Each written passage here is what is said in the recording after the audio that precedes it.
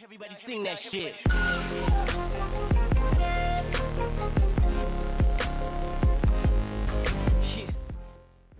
Fala galera, beleza? No vídeo de hoje, análise do Redmi Note 13 4G. Então, antes de começarmos, não esqueça daquele like e inscreva-se no canal. Vale lembrar que link de compra vai estar na descrição do vídeo, assim como nossos grupos de ofertas, aonde você pode encontrar este aparelho no seu melhor preço. Então vamos começar o nosso review falando sobre o seu design. Este é um aparelho que tem 8 mm de espessura com 188 gramas. Alto-falante na sua parte inferior e superior, afinal é estéreo, USB-C, entrada para chip. Aqui na sua lateral não temos nada. Na sua parte superior, entrada para fones de ouvido, infravermelho. E aqui na sua lateral, botão power e de volume. A sua digital neste ano, o leitor biométrico, veio para a tela.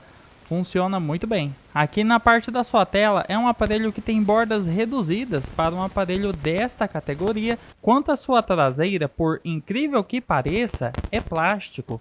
Realmente não parece, é muito bem acabado. Este aparelho tem IP54, ele é resistente à poeira e respingos. Quando falamos da tela do aparelho, aqui temos um ponto impressionante para um aparelho intermediário básico.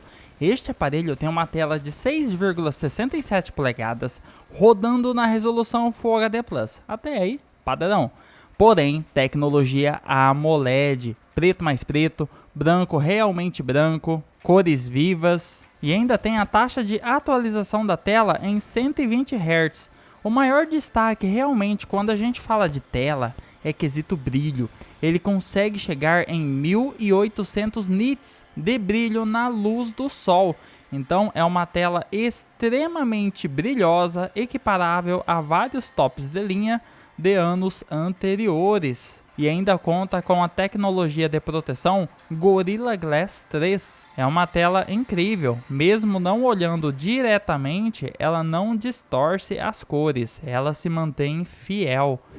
Então vamos falar sobre as câmeras do aparelho.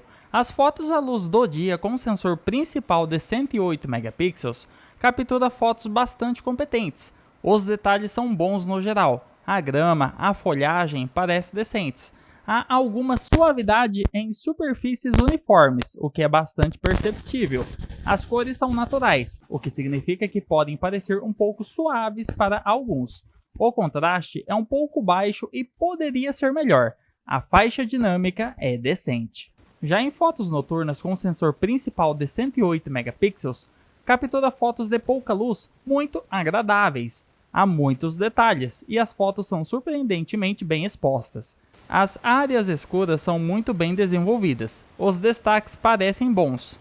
Há um pouco de ruído em algumas situações, mas isso não é um problema. O modo noturno manual somente na câmera principal é um pouco lento, mas oferece um pouco mais de nitidez, porém com processamento de imagem. Já em relação ao sensor ultra-wide de 8 megapixels, produz boas fotos, mas nada mais que isso. Qualidade é o que esperamos do hardware disponível. Os detalhes são ruins. Se você aumentar o zoom, tudo parece suave. As cores combinam bem com a câmera principal e são, portanto, bastante naturais.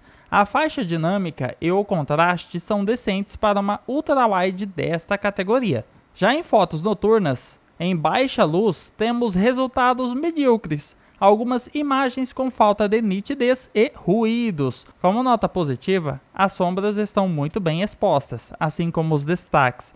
Porém, fontes de luz ficam estouradas em algumas situações. Quanto a macro, está aqui para cumprir tabela. Oferece resultados suficientes para 2 megapixels. Em relação a selfies, o nível de detalhe poderia ser melhor para 16 megapixels. Oferece textura e tons de pele decentes. As cores são agradáveis e naturais, assim como todo o resto das câmeras do aparelho. Já com pouca luz, não é impressionante. Tem perca de definição e, em algumas situações, as fotos parecem suaves, mas já é o esperado pela categoria. Pelo menos os tons de pele parecem bastante fiéis à realidade. Em relação à gravação de vídeo, a câmera selfie é limitada a 1080p 30 fps. Então vamos conferir como o aparelho se comporta aqui nesta situação. Durante o dia, em termos de qualidade, não podemos reclamar. Os detalhes são bons, assim como as cores. O contraste é um pouco alto e o alcance dinâmico poderia ser melhor. À noite, ainda mantém bem a definição, resultando numa imagem satisfatória. Infelizmente, a sua estabilização de vídeo é ineficiente. Realmente faz falta, mas já é o esperado pela categoria. Isso vai valer para todos os sensores. Em relação ao sensor principal, é limitado a 1080p. A qualidade não é impressionante em geral, dadas as limitações de resolução. A câmera principal está bem, mas é o maior elogio que podemos oferecer. As cores são agradáveis e naturais. O alcance dinâmico não é particularmente impressionante, nem o contraste. Durante a noite, a qualidade de vídeo com pouca luz, em geral, é aceitável, mas isso é o máximo de elogios que posso oferecer. Gravação de vídeo 1080p, 30 quadros por segundo. Como o aparelho se sai nesta situação. Quanto à ultra-wide, também limitada a 1080p 30 fps, é escura na falta de iluminação e com ruídos. Vocês podem verificar por si mesmos.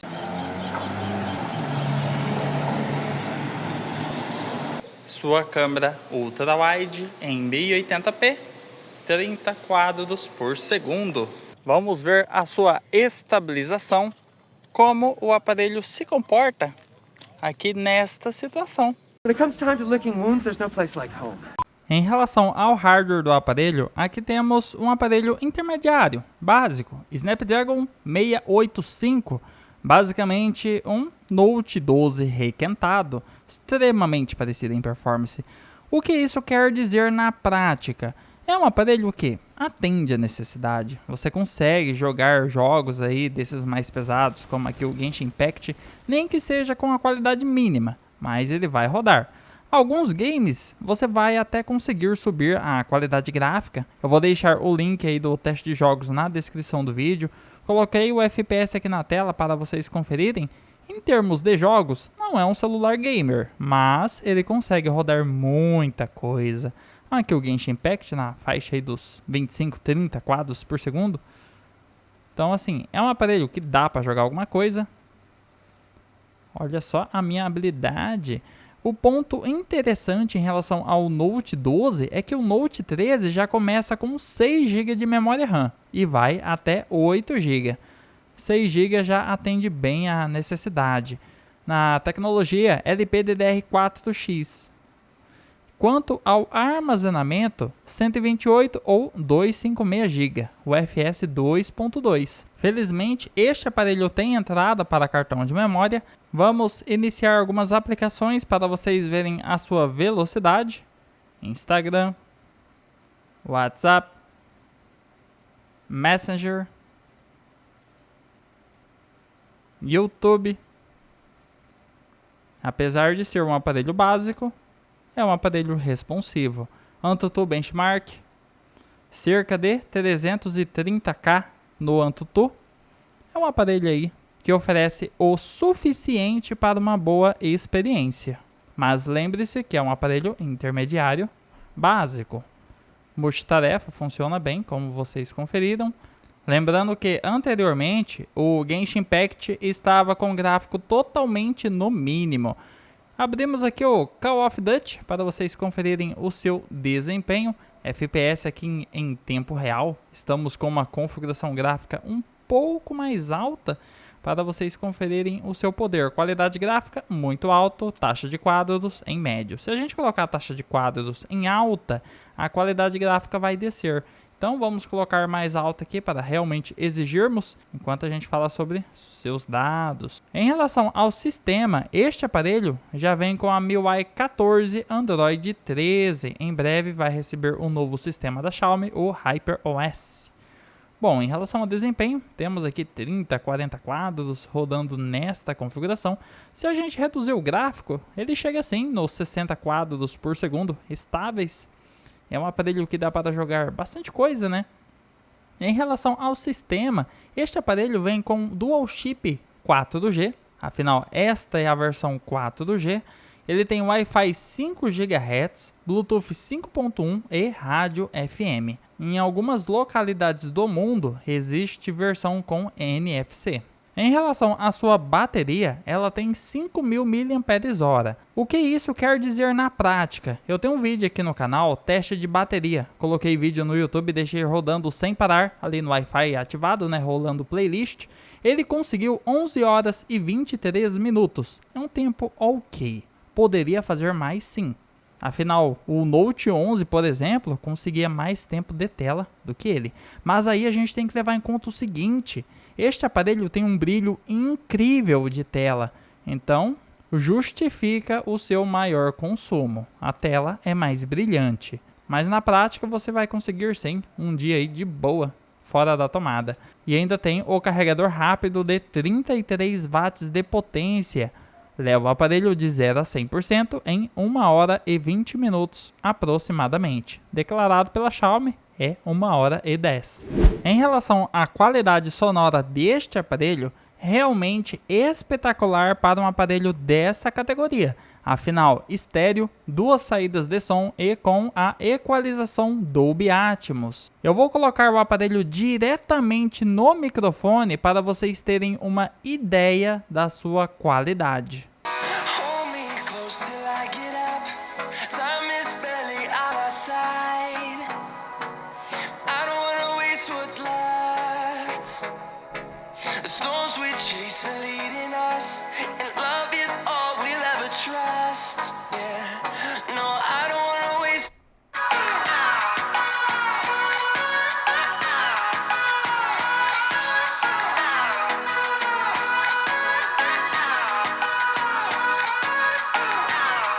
Espero que o microfone tenha captado pelo menos um pouco da sua qualidade. Realmente é um som impressionante para um aparelho desta categoria.